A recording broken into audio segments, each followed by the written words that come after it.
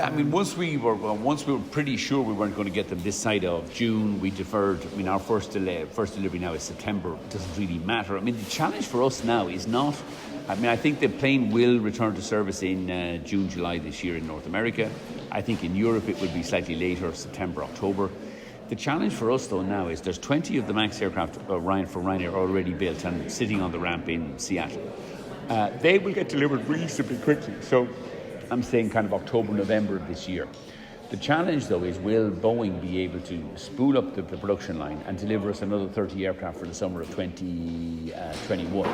And so I think I'm more concerned now, I'm not that we'll get the first aircraft at the autumn of this year, we will, but will we get enough aircraft to be able to kind of go back to 50 aircraft deliveries for summer of 2021, which itself, because of aircraft sales and lease returns, will still only give us about the net 25 or 30 aircraft for the summer of 2021. So over a 2-year period, we're going to have very, very modest traffic growth. Are they compensating you?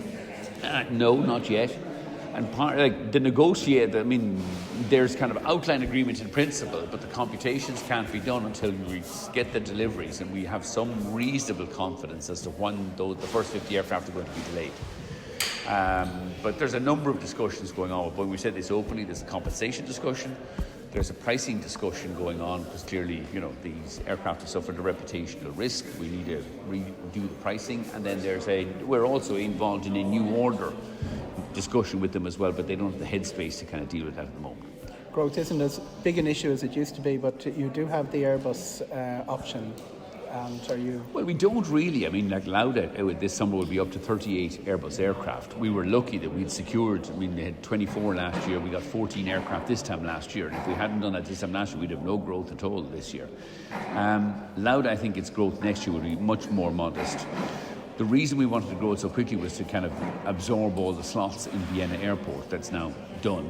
And I think so the growth in Lauda next year will be very modest. The challenge, it's interesting, like Airbus, if you talk to them, will say, look, our order book is full out to 2025, we have no capacity, and their price quotes are mad, so that vindicates their position. Interesting, they called us about a week ago, though, and said, if we had some aircraft available sooner than 2025, would you take them? To which we said, if the price is right, we'll take aircraft. Today, tomorrow, next month.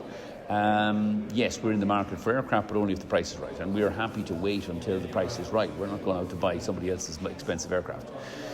Boeing tell us that the leasing companies are cancelling orders. They don't have the cash flow for them. Customers are abandoning fucking orders. And so I think there would be one of the upsides of the coronavirus is, I think you'll see another number of airlines. And then some of the crazy big orders that were never going to be delivered, like the Indonesia, the Lion Air order with Airbus and Boeing, the Norwegian orders will collapse. And that may create some movement in the order book. But Airbus themselves are delivering aircraft now between 3 and 6 months later than they're behind schedule. So they need some of those to be cancelled just to catch up their delays.